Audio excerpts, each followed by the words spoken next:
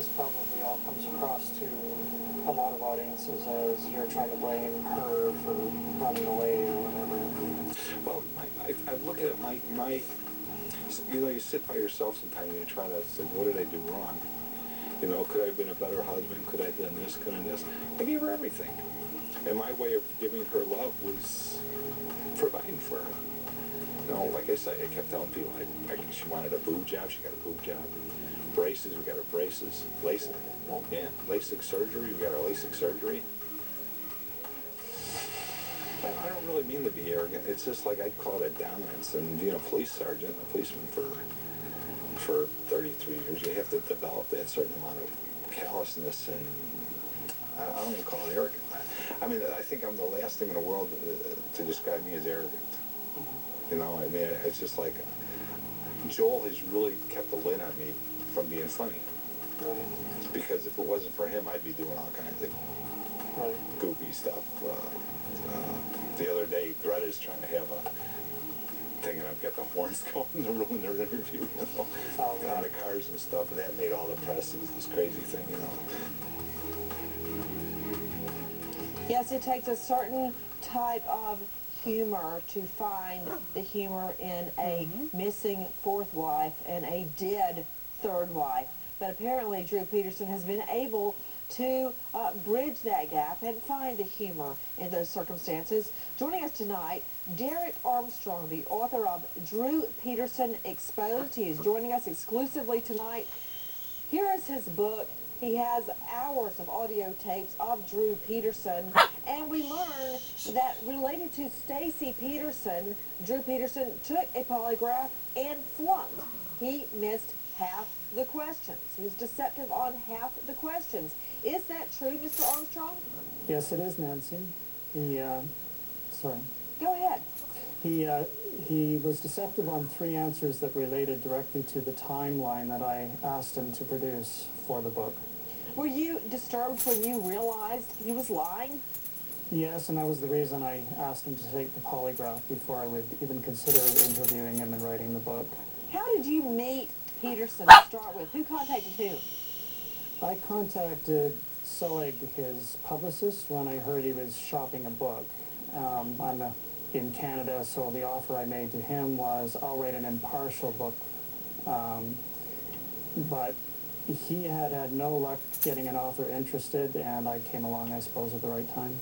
What questions showed him to be deceptive related to Stacy Peterson? The first question related directly to the timeline. He said that the only time he saw Stacy on the morning of October 28th was when he came home from the police department. He said hello to her, and then he went to sleep and never saw her again. That was a deceptive answer that he gave. And, sir, with me, everyone, Derek Armstrong, the author of Drew Peterson Exposed. He's got hours and hours of audio tape with Peterson. What is significant about the timeline that Peterson gave you? Well, I don't think anyone's had a timeline from him before. I'm sure he gave one to the police. I'm not privy to that. But in the media, he hasn't given a full timeline. I insisted on it for the book, and I used that to construct the polygraph questions. To Mark Smith, polygraph expert with New Jersey polygraphists. Mr. Smith, we always hear stories about people that can believe they can beat a polygraph. What would throw a polygraph off? Well, you can create movements and put artifacts, as we call them, on the charts, but that's not going to clear you. That may make the charts unable to be scored and result determined, but it's certainly not going to clear you. To our lawyers, Ray Giudice, Mickey Sherman, everyone, we're taking your calls. Ray Giudice, all these hours and hours of him on audio tape will come in to evidence. No, very likely. I just can't believe his lawyer allowed him to do this in a not-for-profit situation especially. This is a terrible tactical mistake. What about it, Sherman? Well, here's my question, Mr. Armstrong. Is he sharing in the profits, yes or no? Is he, Derek Armstrong, did he make any money off his book? No. Basically, what he's getting no piece of it. His interest in this is to tell his story.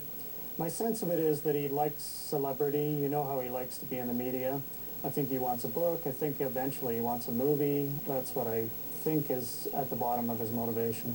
Did he ever show any remorse over the disappearance of his fourth wife or the death of his third wife? No. Now, he managed to pass polygraphy questions about the drowning death of his third wife. Who gave the polygraph? The polygraph examiner was the Lima Court in Illinois. He's been licensed for 34 years. I checked his credentials. He's a good polygraph examiner. He didn't have an explanation for why he passed that one. I tried to get to the root of that. He just said, as far as I'm concerned, it was conclusive and he passed it. To Mike Brooks, what do you make of it?